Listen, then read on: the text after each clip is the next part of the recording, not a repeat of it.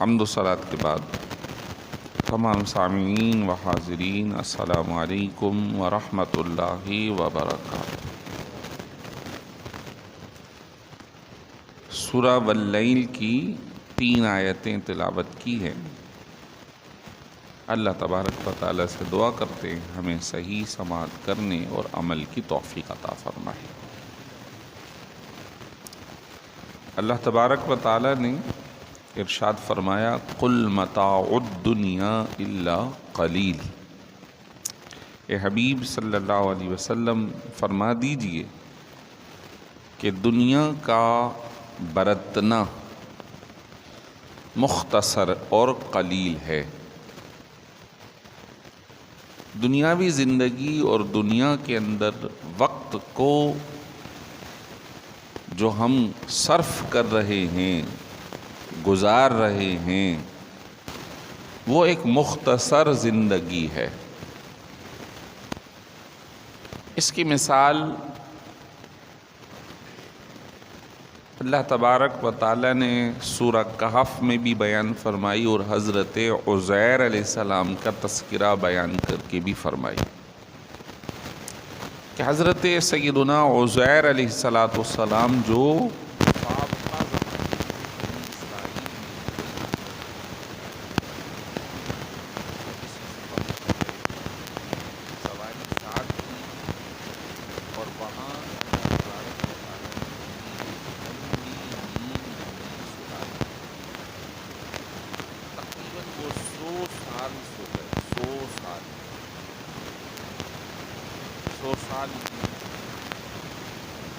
حالات و واقعات مکمل کرتی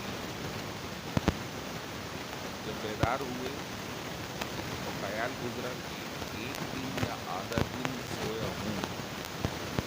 اللہ تعالیٰ نے فرمایا نہیں، آپ 100 سال سو گئے۔ اور وہ فرمایا انظر الی حمارک، جس سواری پر آپ سوار ہو کے یہاں آئے تھے، جس کو باندھا تھا، ذرا اسے ملاحظہ کیجیے تو وہ جانور مر بھی گیا، جسم بھی گل گیا، ہڈیاں بھی ختم ہو گئی، صرف اس کی جو زنجیر تھی جس سے باندھا تھا وہ رہ گیا۔ اور پھر فرمایا بنظر الی شرابک، اپنے کھانے پینے کا جو ٹفن تھا جس میں آپ نے کھانا رکھا تھا اسے دیکھیے، تو دیکھا تو لم یتسنہ، اس میں تو بو بھی نہیں آئی۔ خراب ہو جانا، وہ آگے چل کے بالکل ختم ہو جانا، یہ الگ مسئلہ ہے۔ اس میں بو سڑان بھی نہیں آئی، وہ بالکل اسی طرح تر و تازہ۔ پھر ارشاد فرمایا اسی طرح ہم تمام لوگوں کو تمہیں بھی اٹھا لیں گے۔ تو اللہ اس بات پر قادر ہے کہ کسی پر تو 100 سال گزریں اور اس کے اثرات بھی ظاہر ہوں، اور کسی پر 100 سال گزریں لیکن اس کا کوئی اثر اس پر نہ ہو۔ تو جو ہماری زندگی ہے وہ عارضی ہے، اس کے بعد جو ایک لمبی زندگی جس کو عالم برزخ کہتے ہیں وہ شروع ہونے جا رہی ہے، ہونے والی ہے۔ آنکھ بند ہوئی اور ہم دوسرے میں کنورٹ ہو گئے۔ پھر اس دنیا میں کیا ہو رہا ہے یہ الگ میٹر ہے، اس کی ایک الگ پوزیشن ہے، اور وہ کتنی لمبی ہے یہ اللہ جانتا ہے۔ ہاں، اگر وہ اچھی گزر رہی ہے تو پھر ایسا ہی ہوگا جیسے کھانا 100 سال بھی موجود رہا، اس میں ذرا بھی بدبو اور سڑان نہیں آئی۔ اور اگر وہ وقت وہ جگہ ہمارے لیے بہتر نہیں ہوتی تو پھر اس سواری کی طرح ہے جو فنا ہو گئی، اس پر وقت بیت رہا ہے، اس کے اوپر وقت کا اثر ہوا ہے۔ اسی طرح دوسرا واقعہ حضرت عیسیٰ علیہ السلام کی امت کے کچھ اصحاب جنہیں اصحاب کہف کہا جاتا ہے، سورہ کہف ہے 15ویں پارے میں، وہ 309 سال تک غار میں سوتے رہے، وہ کروٹ بھی کھاتے رہے، اور 309 سال کے بعد جب وہ بیدار ہوئے تو ایک دوسرے سے پوچھنے لگے کم لبثنا، ہم کتنا سو گئے، کتنا ٹھہر گئے ادھر، یومن او بعد یوم، ایسا لگتا ہے کہ ہم ایک دن یا اس سے بھی کچھ کم، آدھا دن، پونا دن، عصر کا وقت ہو رہا ہے، ایسے آنکھ کھلی ہے کہ صبح سوئے تھے ادھر، ظہر کا وقت نکل گیا، عصر ہو رہی ہے، سورج غروب ہونے کو آ رہا ہے، ابھی ایک دن پورا نہیں ہوا، ہم نے اتنا آرام کیا، لیکن 300 سال اس سے بھی زائد وہ سوتے ہوئے گزار گئے۔ فرمایا اسی طرح ہم تمہیں بھی بیدار کریں گے، اٹھائیں گے، یعنی عقیدہ بعث بعد الموت، مرنے کے بعد دوبارہ اٹھایا جانا۔ اسی طرح ایک واقعہ حضرت سیدنا ابراہیم علیہ السلام کا ذکر کیا کہ حضرت ابراہیم نے عرض کی بارگاہ الہی میں مولا تو مرنے کے بعد کیسے اٹھائے گا؟ فرمایا کیا آپ کو اس بات پر یقین نہیں ہے؟ عرض کی مولا یقین تو ہے، وَلَكِن لِيَطْمَئِنَّ قَلْبِي، میں عرض کر رہا ہوں تاکہ میرا دل مزید مطمئن ہو جائے، آنکھوں سے دیکھ لوں۔ ایک ہے علم اور ایک ہی آنکھوں دیکھا مشاہدہ۔ حق الیقین کا جو درجہ ہے وہ ہے کہ میرے سامنے ایسا ہو گیا، میں ٹھیک ہے، پھر 4 پرندے لے لو، انہیں ذبح کر لو، ان کو آپس میں مکس کر کے گوشت کو قیمہ بنا دو اور 4 پہاڑوں پر الگ الگ رکھ دو اور اس کے بعد آواز دو، فخذ 4 من الطیر، 4 پرندے لے لو، اس کو ایسا کر لو اور اس کے بعد آواز دو پرندوں کو، کبوتر ہے تو اس کو کہہ کے بلا لو، کوا ہے تو اسے کہہ کے بلا لو۔ جب حضرت ابراہیم نے ایسا کیا، 4 پہاڑوں پر رکھے ہوئے ہیں، آواز دی تو وہ جو گوشت پوست ادھر ادھر تھا، مکس ہوا تھا، وہ اجزاء ایک دوسرے کی طرف منتقل ہونے کے بعد پورا پرندہ دوبارہ ثابت ہو جاتا ہے، سالم ہو جاتا ہے، اور اس کے بعد وہ اڑ کر حضرت ابراہیم کی طرف آ رہا ہے۔ فرمایا ہم اسی طرح جب تمہارے گوشت پوست ادھر ادھر ہو چکے ہوں گے اجزاء، اسی طرح ہم یکجا کر کے تمہیں دوبارہ اٹھا لیں گے۔ مکے کے لوگ کہنے لگے کہ کیسے اٹھائیں گے؟ کبھی کوئی ایسا ہوا ہے مر کے واپسی آیا ہو؟ تو اللہ تعالیٰ نے یہ مثالیں بیان کرنے کے بعد پھر یہ ارشاد فرمایا تم بات کی بات کر رہے ہو، یہ بتاؤ کہ تمہیں اول مرحلے میں کس نے بنایا ہے؟ تمہاری ابتدا کیسے ہو گئی؟ تم تو بے جان تھے، تمہیں پھر جاندار بنا دیا۔ کبھی تم نے دیکھا ہے آگ لکڑی سے بن رہی ہے؟ لکڑی اور آگ تو الگ الگ چیزیں۔ آگ لکڑی کو گھستے ہیں تو آگ برآمد ہو جاتی ہے۔ پھر سوال یہ ہے کہ اس لکڑی کو کس نے بنایا ہے؟ تو سورہ واقعہ میں پوری اس کی ڈیٹیل ہے۔ ہم اس بات پر قادر ہیں کہ 2 الگ الگ جنسیں ہیں، آگ الگ چیز ہے، لکڑی الگ چیز ہے، پانی الگ چیز ہے، تمہاری جسامت الگ چیز ہے، لیکن ہم اس بات پر قادر ہیں کہ اس کی جنس الگ ہے، اس کی الگ ہے، لیکن ہم اس جنس سے دوسری جنس بھی بنانے پر قادر ہیں۔ ہم نے لکڑی سے آگ کو برآمد کر دیا، ہم نے بے جان پانی سے جانوروں کو بنا دیا، انسانوں کو بنا دیا۔ یہ سب چیز اس بات کی غماز ہیں، اس بات کو ظاہر فرما رہی ہیں کہ تمہارے مرنے کے بعد تمہارے اٹھائے جانے پر ہم قادر ہیں، ہم قادر ہیں، ہم اٹھا لی سکتے ہیں، اور ہم تمہیں بیدار کر کے پھر تمہیں بتائیں گے کہ تم کیا کرتے تھے۔ قُلْ إِنَّ الْمَوْتَ الَّذِي تَفِرُّونَ مِنْهُ فَإِنَّهُ مُلَاقِيكُمْ، اے حبیب کہہ دیجئے وہ موت جس سے تم فرار ہو رہے ہو وہ تو تمہیں ضرور آئے گی۔ ثُمَّ تُرَدُّونَ إِلَىٰ عَالِمِ الْغَيْبِ وَالشَّهَادَةِ فَيُنَبِّئُكُم بِمَا كُنتُمْ تَعْمَلُونَ، پھر تمہیں اس عالم الغیب والشہادہ کی طرف پھیرا جائے گا لوٹایا جائے گا، اس کی بارگاہ میں حاضر کیا جائے گا۔ فَيُنَبِّئُكُم بِمَا كُنتُمْ تَعْمَلُونَ، پھر وہ تمہیں بتائے گا کہ تم کیا عمل کرتے تھے، تم کیا کرتے تھے۔ تو یہ جو بات عنوان ہے اٹھایا جانا، یہ کنفرم ہے۔ اب جب اٹھایا جانا طے ہے، ادھر پہنچنا ہے، تو پھر ادھر پہنچ کر جو پیش ہو گئے اعمال اور کردار، اس کے لیے ہم نے کیا تیاری کر رکھی ہے۔ اور وقت بڑی تیزی سے اختتام کو بڑھ رہا ہے۔ پہلے والے تو یہ سوچتے تھے کہ آخری امت آئے گی، ابھی بہت لمبا وقت ہے، اور ہم تو آ بھی گئے، ہمارے پیارے رسول صلی اللہ علیہ وسلم بھی تشریف لے آئے، وہ پردہ بھی فرما چکے، اور اب اس واقعے کو، اس بات کو بھی عرصہ دراز گزر گیا ہے، اور بڑی تیزی سے ہم اختتام کی طرف بڑھ رہے ہیں، یعنی دنیاوی اعتبار سے بھی، اور اپنی زندگی تو اختتام کو پہنچ ہی رہی ہے۔ اور ہر آنے والا جو لمحہ ہے، بظاہر ہم اس کو دنیاوی اعتبار سے مستقبل کہتے ہیں، دنیاوی اعتبار سے ہم اسے مستقبل کہتے ہیں، لیکن اخروی اعتبار سے، دینی مزاج کے اعتبار سے وہ ہمارے ڈھل جانے کا وقت ہے۔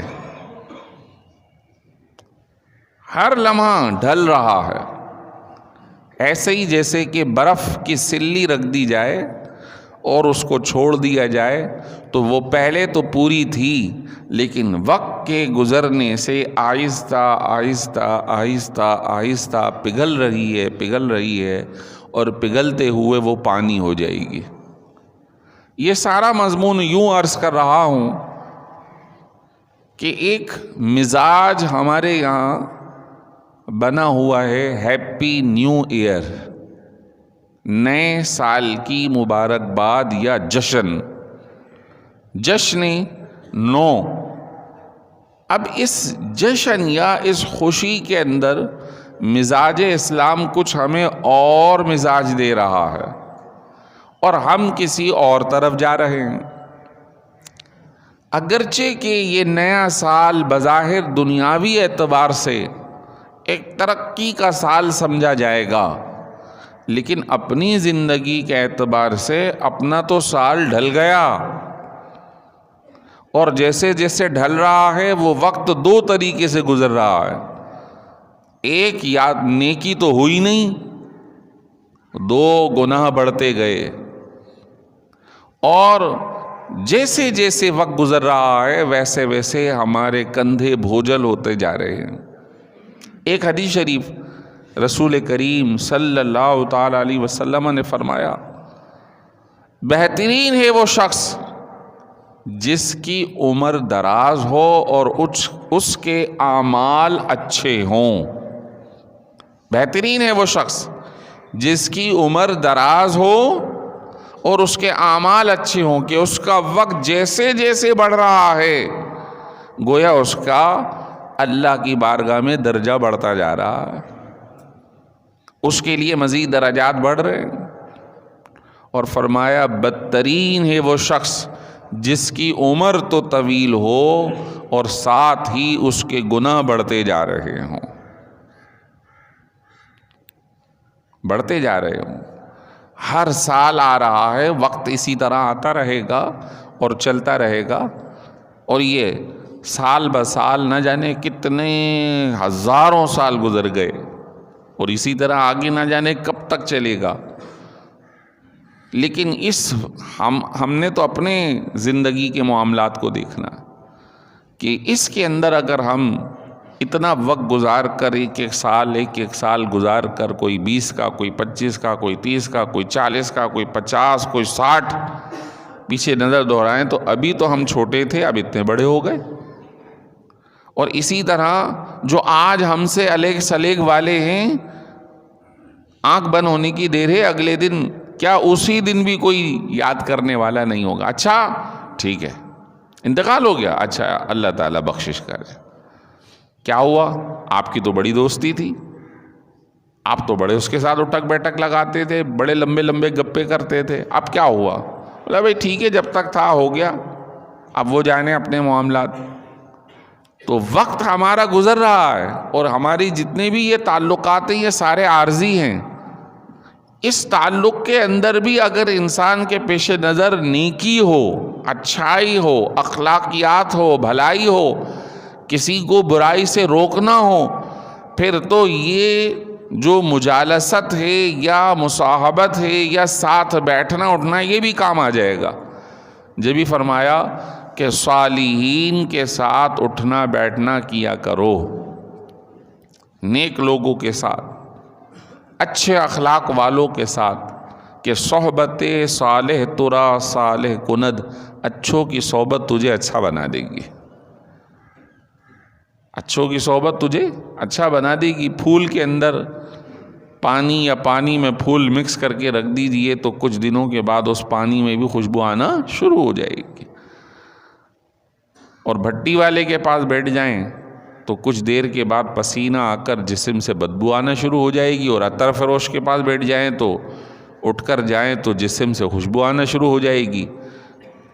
بقرعید پہ لوگ جاتے ہیں منڈی گائے لینے، واپسی آتے ہیں تو پورے جسم میں عجیب سی گوبر کی بدبو آ رہی ہے، حالانکہ نہ گوبر صاف کیا، نہ اٹھایا، نہ اس کو لوٹ کر آیا، کچھ بھی نہیں، لیکن ماحول ایسا ہے کہ اس کے اندر اس کی بدبو رچی بسی ہے تو وہ ہمارے جسموں کو بھی اثر انداز کر دیتی ہے۔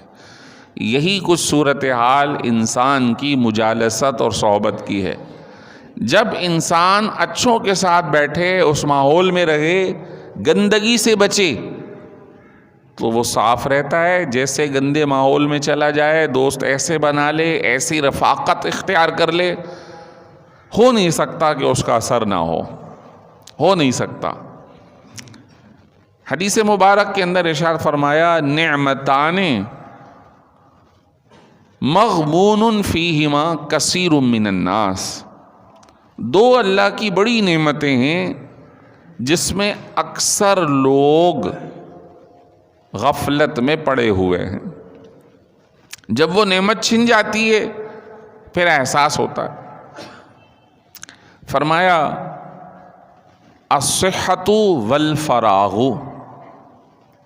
صحت یہ ایک اللہ کی نعمت ہے جس میں لوگ غفلت میں ہیں۔ صحت ہے تو بہت سارے کام کر سکتے ہیں، جب صحت چلی جاتی ہے تو ترستے ہیں۔ مثال ہے، صحت ہے، مال بھی ہے، حج کر سکتے ہیں لیکن نہیں کیا، اگلے سال دیکھیں گے، اللہ نہ کرے ایکسیڈنٹ ہو گیا، پاؤں ٹوٹ گیا، اب کیسے کریں؟ حج تو فرض ہے، اب وہاں ویل چیئر پہ، اب کتنا احساس ہو کہ یار میں تو ویل چیئر پہ ہوں، اگر پاؤں سلامت ہوتے تو میں کتنے جلدی سے یہ طواف کرتا، اپنے قدموں پہ چل کر یہ صحیح کرتا، یا عرفات جاتا یا منی جاتا، لیکن اب یہ حال ہو گیا۔ اسی طرح بڑھاپے تک کی یہ کیفیت، دل چاہتا ہے فلاں کام کر لوں، نہیں کر پاتے۔ صحت، لوگ اپنی صحتوں کو برباد کر رہے ہیں۔ ہم کیسے؟ ہم بہت ساری چیزوں میں برباد کر رہے ہیں صحت، کھانے ہمارے پاس اچھے نہیں، اسی طرح ہم بے وقت کھانا کھا رہے ہیں، اسی طرح بہت ساری اور صورتوں کے اندر اللہ معاف کرے لوگ نشوں میں پڑ رہے ہیں، نوجوان لڑکتے ہوئے نظر آ رہے ہیں۔ ابھی 25 دسمبر گزرا، بظاہر یہ عیسائیوں نے عید کا دن منایا۔ یہ ادھر ہی جب میں صبح پڑھانے جا رہا تھا تو بلوچ سجی کے قریب لڑکے ہلتے ہوئے گرتے ہوئے صبح نظر آ رہے، رات بھر شراب نوشی کی۔ اب یہ صحت، اب نہ جانے وہ مسلمان تھے یا غیر مسلم تھے، لیکن حالت یہاں تک ہو گئی ہے کہ اسلامی معاشرے میں، اور جو یورپی ممالک ہیں ادھر تو ان چیزوں کی ایک عام چلن اور کیفیت ہے۔ جو لوگ اس کے اندر مبتلا ہیں، کفر نے انہیں آنکھوں میں پردے ڈال رکھے ہیں۔ بظاہر یہ دنیا بڑی چمک دمک کی ہے، لیکن جیسے میں نے آغاز کیا کہ یہ ساری مثالیں اللہ تعالیٰ نے قرآن میں بیان کر دی ہیں کہ تمہارے مرنے کے بعد ہم نے تمہیں اٹھانا ہے، حدیث مبارک کے اندر ارشاد فرمایا حاسبو قبل ان تحاسبو، لوگو اپنا محاسبہ کرو، اپنا احتساب کرو قبل اس کے کہ تمہارا احتساب کیا جائے۔ اب احتساب عدالت تو آپ نے سنی ہوگی، فلاں نے یہ ریکارڈ ہے تو اس کو عدالت بھیجو، فلاں وہ ریکارڈ، تو یہاں تو عدالت یا جج یا دیگر معاملات بھی ایک انسان ہونے کے ناطے پھسل سکتے ہیں، مجرم کو غیر مجرم اور غیر مجرم کو مجرم بنا سکتے ہیں، لیکن اللہ تبارک و تعالیٰ کی عدالت ایسی نہیں ہے، وہاں کوئی چھپ نہیں سکتا، وہاں کوئی غلط بندی کی وکالت نہیں کر سکتا، ادھر تو فرد خود اپنا کیس لے کر حاضر ہوگا اور ادھر فیئر کیفیت ہوگی اور فیئر فیصلہ ہوگا۔ اللہ معاف کرے۔ اللہ تبارک و تعالی نے ہمارے لیے مرنے سے قبل تک دروازے توبہ کے کھلے رکھے ہیں، جب تک غرغرۂ موت نہیں آتا آج بھی دروازہ کھلا ہے۔ اللہ کی بارگاہ میں اپنی زندگی جو اتنی گزر گئی اس پہ ضرور نادم اور پشیماں ہو کر کہ اگر کچھ نافرمانی ہو گئی یا اللہ یقیناً ہم اعتراف کرتے ہیں گناہ گار ہیں شرمندہ ہیں تو ہمیں معاف فرما دے، وسیلہ رسول صلی اللہ علیہ وسلم ہمیں معاف فرما دے۔ ہمارے نبی پاک صلی اللہ علیہ وسلم امام الانبیاء ہیں، معصوم ہیں، لیکن 100 بار روزانہ اللہ کی بارگاہ میں توبہ فرمایا کرتے تھے، استغفر اللہ ربی من کل ذنب واتوب الیہ۔ وہاں تو گناہ نہیں ہے، وہاں تو گناہ نہیں ہے، یہ ہمارا عقیدہ ہے، کوئی نبی گناہ گار نہیں۔ تو اس پر علماء نے لکھا کہ انبیاء علیہم السلام کا استغفار کرنا امت کی تعلیم کے لیے ہے اور ان کے اپنے درجات کے بڑھنے کے لیے ہے، اور امت کی تعلیم ہے کہ دیکھو ہم یہ کام کر رہے ہیں تو تمہیں کتنا کرنا چاہیے، لہذا اپنا معمول بنائیں کہ ہم انشاءاللہ روزانہ سرکار کی سنت پہ عمل کرتے ہوئے 100 مرتبہ یعنی 1 تسبیح استغفار پڑھنے کی ضرور کریں گے انشاءاللہ۔ سال گزر گیا، وہ اعمال نہ کر سکے جو کرنے چاہیے تھے، اب یہ ارادہ، پکا ارادہ کہ انشاءاللہ ہم آئندہ جو سال آ رہا ہے اس میں اپنی نمازیں بالکل بھی ترک نہیں کریں گے۔ نمازیں کیا، با جماعت نماز پڑھنا بھی ترک نہیں کریں گے، اس کا بھی عزم کریں انشاءاللہ۔ اور جو احباب مالدار ہیں، اللہ نے مال دے رکھا ہے، اب تک حج نہیں کیا ہے، اب تک اپنے معاملات کو درست نہیں کیا ہے، اس کو درست کریں گے، صحیح ہے نا؟ تو ہم نے اس وقت کے ساتھ یہ تہیہ یا ارادہ کرنا ہے کہ پچھلے کا محاسبہ کیجئے اور آگے کے لیے پلاننگ کیجئے۔ تو یہ تو ایک نارمل جو لوگ بزنس سے کسی بھی فرم سے منسلک ہیں وہ یہ کرتے ہیں کہ پیچھے والے کا آڈٹ کرو، بھائی کیا ہوا کیا نہیں ہوا، اور آگے کے لیے پلاننگ کرو، منصوبہ بناؤ کہ آئندہ 2 سال 1 سال 5 سال کا منصوبہ کمپنی کا کیا ہے، ان فیوچر آپ اپنے آپ کو کہاں کھڑا ہوا دیکھتے ہیں، کر رہے ہیں نا دنیاوی اعتبار سے، اپنی آل اولاد کو بھی کہتے ہیں، اس کا بھی ذہن بناتے ہیں، بھائی تم نے جو کر لیا اس کو دیکھو اور ان فیوچر تم کیا کرنا چاہتے ہو، کیا ہے تمہارے پاس پلاننگ، کیا منصوبہ ہے، پوری فرم کو پورے پروجیکٹس کے اعتبار سے بات چیت کی جاتی ہے۔ تو یہ دینی ماحول میں کیوں نہیں ہے کہ اپنا آڈٹ خود کر لیں کہ ہم نے کیا کیا اور کون سی فائل ہماری غلط جا رہی ہے اور کون سی فائل ہماری درست ہے، تو جو غلط ہے اس کے اندر صحیح کیجئے، کمپلائنس کیجئے اسے، اور جو آئندہ کے جو آپ کے منصوبے ہیں اس کے اوپر آپ نے فوکس کرنا ہے، اور اس فوکس کرنے کے بعد اس کے اوپر چلنا بھی ہے اگر آپ نے کامیاب ہونا ہے۔ تو یہ دنیاوی جو زبان ہے یا لینگویج ہے یا جو طریقہ ہم دنیاوی کاموں میں کر رہے ہیں، آخر دینی کام میں کون سی رکاوٹ ہے؟ جبکہ یہ بات طے ہے ان فیوچر جو ہمارا دنیاوی منصوبہ ہے اس کا ہمیں نہیں معلوم، لیکن اخروی جو فیوچر ہے وہ کنفرم ہے، وہ یقینی ہے۔ رسول کریم صلی اللہ علیہ وسلم کا ایک فرمان ہے، فرمایا من حسن اسلام المرء ترکہ ما لا یعنیہ، کسی انسان کے، کسی مسلمان کے اسلام کا حسن، کہ اس کا اسلام، اس کا مذہب، اس کی دینداری بڑی خوبصورت ہے، اگر دیکھنی ہے تو پھر وہ دیکھا جائے کہ یہ لا یعنی بیکار، جس کا کوئی فائدہ نہیں، ان کاموں میں یہ کتنا مبتلا ہے۔ اگر وہ بیکار کاموں سے اپنے آپ کو بچا رہا ہے تو اس کا مطلب اس کے اسلام کی کیفیت بڑی ہی خوبصورت اور حسن ہے۔ اور اگر وہ بیکار کاموں میں اپنے آپ کو پھنسائے ہوئے ہے تو اس کے اسلام کی کیفیت حسن یا اچھی اور خوبصورت نہیں ہے۔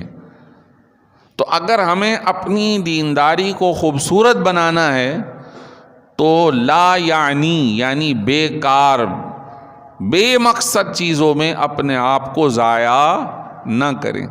تو اب نوجوان ہم اس معاشرے میں رہتے ہیں، یہاں تو سارے مسلمان ہیں نا، لیکن دیکھ رہے ہیں جناب لوگ ڈانس پارٹیاں بھی کر رہے ہیں۔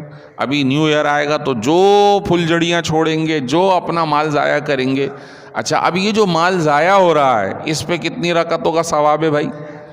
اچھا، اگر کوئی دینی پروگرام ہو رہا ہو تو لوگ کہتے ہیں کہ تم نے میلاد کر لی، اتنے پیسے اس پہ لگا دیے تو کتنے لوگوں کی شادی ہو سکتی تھی، لیکن ان پھلجھڑیوں چھوڑنے والوں کو کوئی نہیں پوچھتا، ان پٹاخے پھوڑنے والوں کو کوئی نہیں پوچھتا، ان لا یعنی کاموں کے اندر جو پیسہ صرف کر رہے ہیں۔ آج جنگ اخبار پڑھ رہے تھے تو اس کے اندر ایک بڑی سی تصویر بھی لگی ہے اور بڑی سی ہیڈنگ کہ آج کل شادی بیاہوں پہ قوالی کرنے کا ایک مزاج شروع ہوا ہے، اور جو قوال نہیں بھی تھے انہوں نے بھی قوالیاں پڑھ کے بہت پیسے کمائے۔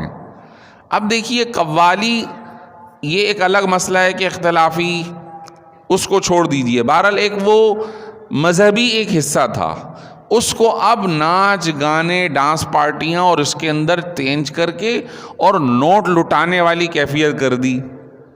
یہ تو اول تو پیسے جو آپ یہ لٹا رہے ہیں، اس کا جواب لوگ شادیوں میں پیسے لٹا رہے ہیں، خوب لٹا رہے ہیں، دکھاوا کر رہے ہیں۔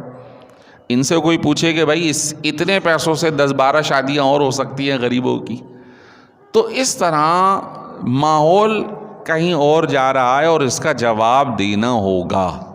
یہی آپ سے عرض ہے کہ یہ سال بظاہر اختتام کو جا رہا ہے، لوگ بظاہر خوشی کا ایک سما محسوس کر کے لایانی کاموں کی طرف جانے کی کوشش کرتے ہیں، خصوصاً نوجوان۔ آپ سب کو مشورہ، صلاح، دعا، اللہ تعالیٰ خیر کرے۔ اور ہم نے تو آڈٹ کرنا ہے اپنا پچھلے سال کا کہ جو زندگی گزر گئی، 40 سال کی، 30 سال کی، 50 سال کی، اس کے اندر کیا ہے جو ہم اللہ کی بارگاہ میں پیش کر سکیں، مولا میرا یہ عمل ہے، اس کے بدلے مجھے بخش دے۔ کوئی ایک ایسا عمل رکھا ہوا ہے؟ اللہ تعالیٰ ہمیں سوچنے، عمل کرنے کی توفیق عطا فرمائے۔ وآخر دعوانا الحمدللہ۔